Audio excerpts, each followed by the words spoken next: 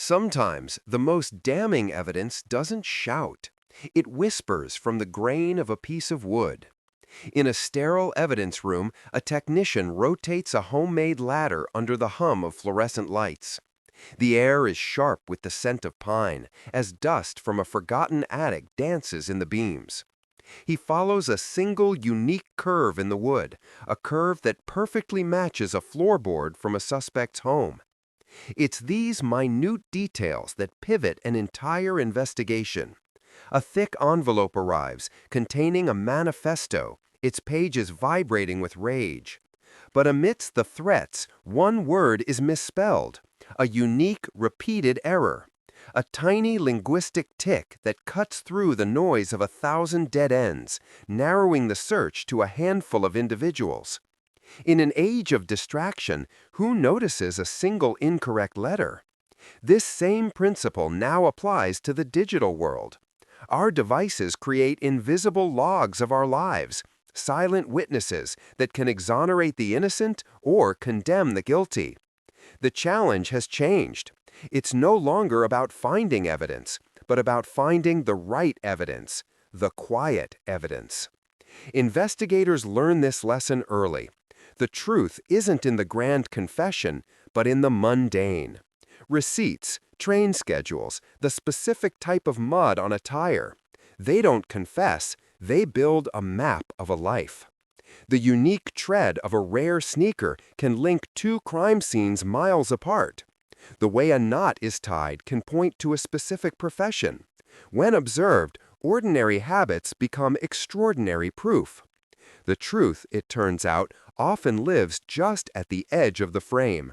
And the next clue is even smaller, but it's about to bring an entire pattern into focus. 2 years later, the whisper of a clue becomes an earthquake. In a quiet precinct, a night shift dispatcher takes a call. The voice on the other end is unremarkable, except for one thing: a single nasal vowel drawn out just so. That one sound changes everything. It's a linguistic fingerprint, pointing profilers toward a specific region, then a single neighborhood. Door-to-door inquiries begin. An old utility bill connects the accent to a name forgotten in a landlord's ledger. The search tightens. On a muddy curb, a tiny crescent shape in a boot's heel print isn't a design choice, it's an inventory marker, tracing the boot to a single hardware store. The list of suspects shrinks again. Inside a garage, a sliver of wood from that makeshift ladder is a perfect match to a stack of planks against the wall. A judge signs the warrant.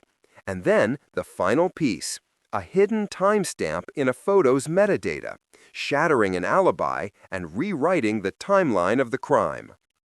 These breakthroughs don't just solve one case, they change how all cases are investigated.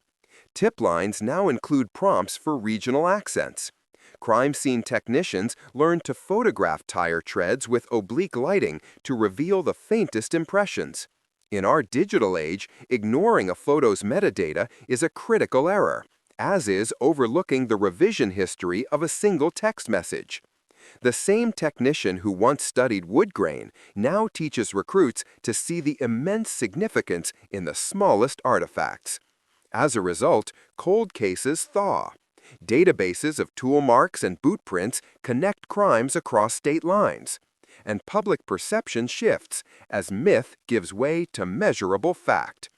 But sometimes the tiniest detail doesn't just solve a mystery, it creates a new one, pulling an entire investigation in two directions at once.